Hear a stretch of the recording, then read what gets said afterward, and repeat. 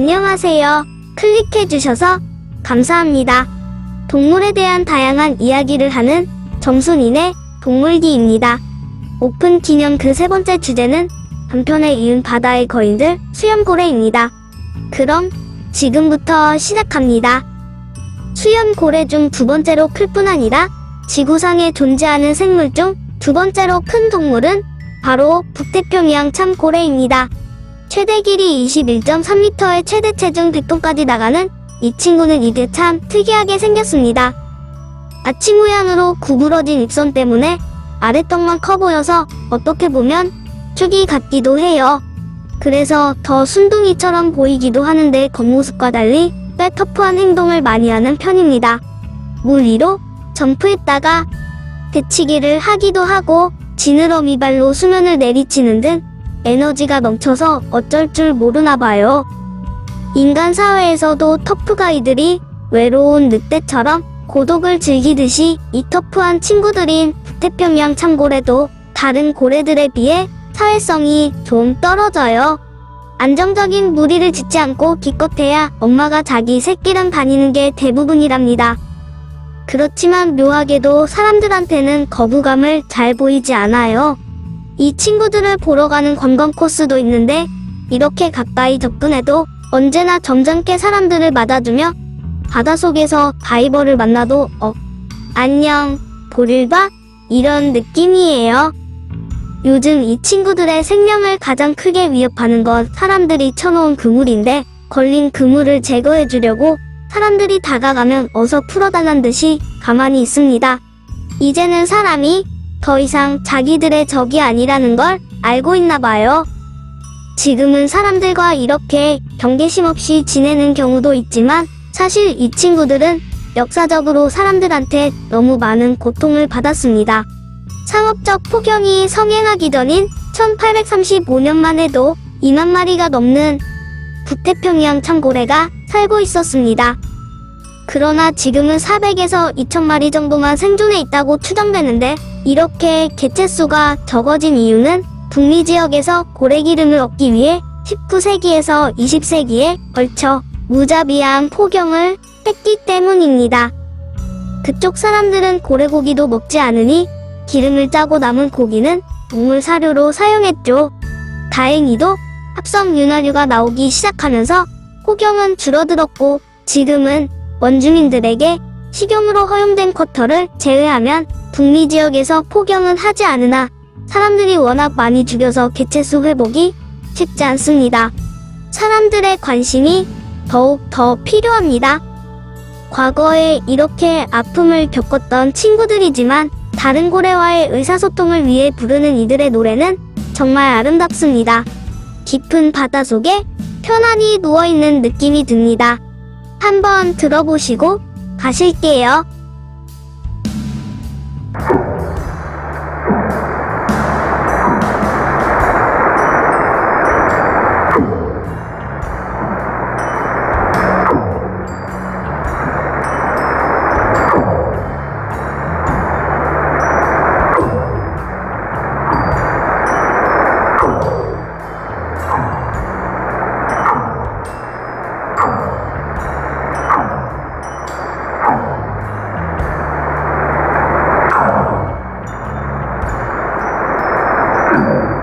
가슴이 웅장해지지 않나요?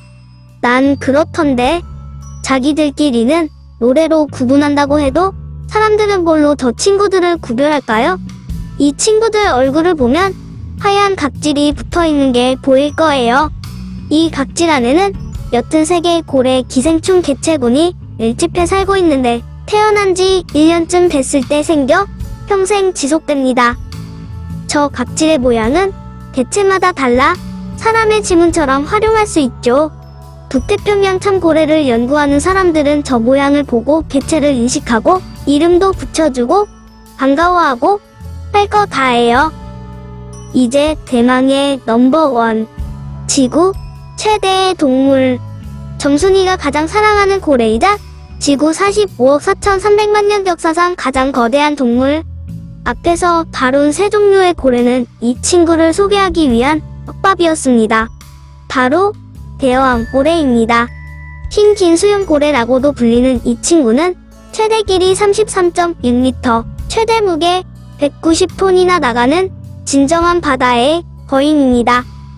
우선 얼마나 큰지 사이즈 비교부터 해볼게요. 가장 거대했던 공룡 브라키오사우루스도 대왕고래 앞에선 왜소해 보이고, 티라노사우루스는 아랫집 치와와 수준이며 아프리카 코끼리는 대왕고래의 40분의 1 크기입니다. 그런데도 첫눈에 반해 윙크까지 날렸다니. 누구는 남자가 키 작으면 우절하던데 고래 아가씨는 덩치만큼 마음도 넓은가 봐요. 사실 마음만 넓은 게 아니라 심장도 넓고 커요. 심장의 크기는 경차만하고 굵은 혈관에선 사람이 왔다 갔다 할 수 있을 정도이고, 비교적 가는 혈관에선 우리 점순이가 뺨칠 수 있을 정도니까요. 자그마치 7.2톤의 피를 거대한 몸 구석구석까지 도달하게 펌프질을 해줘야 하니 저 정도 크기일 수밖에 없겠습니다. 커다란 몸을 유지하기 위해 하루 평균 4톤의 먹이를 먹어야 하는데, 보통은 수염에 걸리는 크릴을 먹지만 작은 물고기나 크릴의 군집을 만나면 몸을 돌려 한 입에 덥석 삼키기도 합니다. 인간한테 저런 자식이 있으면 식비가 엄청 깨졌겠어요. 하지만 저 어마어마한 몸 크기와는 달리 행동은 참 우아합니다. 이렇게 인간과 같이 유유히 산책하듯이 같이 가지고 헤엄칠 때 만들어지는 몸의 곡선은 웨이브를 추는 것 같으며, 노래소리는 캐리비안의 해적에 나오는 인어들의 노래소리처럼 사람을 몽롱하게 만들죠. 안 들어볼 수 없으니 들어보고 가실게요.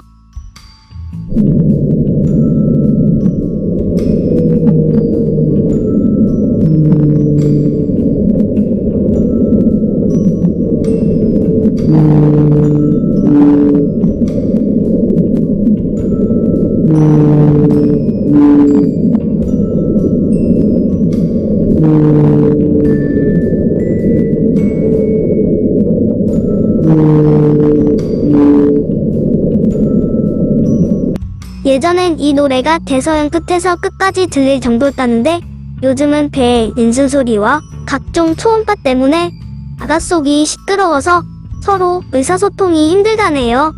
이 커다란 친구도 과거 포경의 대상이었고, 지금도 몇몇 나라에서 상업적 포경의 대상이 되고 있습니다.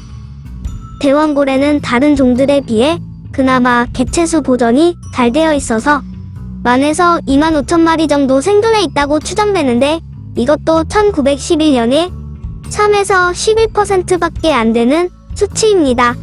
덩치가 크다 보니 기름도 많이 나오고 고기도 많이 나오니 마구 잡아댔죠. 우리나라에서도 무려 신석기 시대부터 대왕고래를 잡아먹었습니다. 울산 방구대 암각화에서 유난히 크게 그려진 고래가 대왕고래입니다.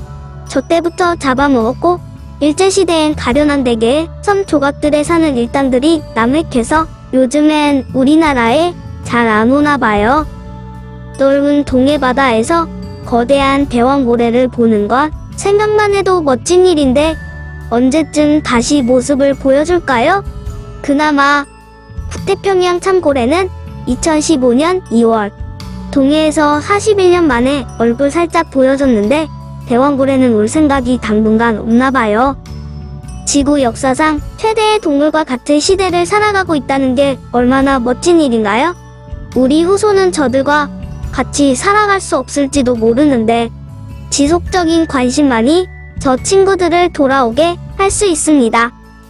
이번에는 거대한 수염고래 두 종에 대해서 이야기해봤습니다. 기회가 되면 더 자세하게 이야기해볼게요. 구독과 좋아요는 더 좋은 영상을 만드는데 큰 도움이 됩니다. 지금까지 시청해주셔서 감사합니다.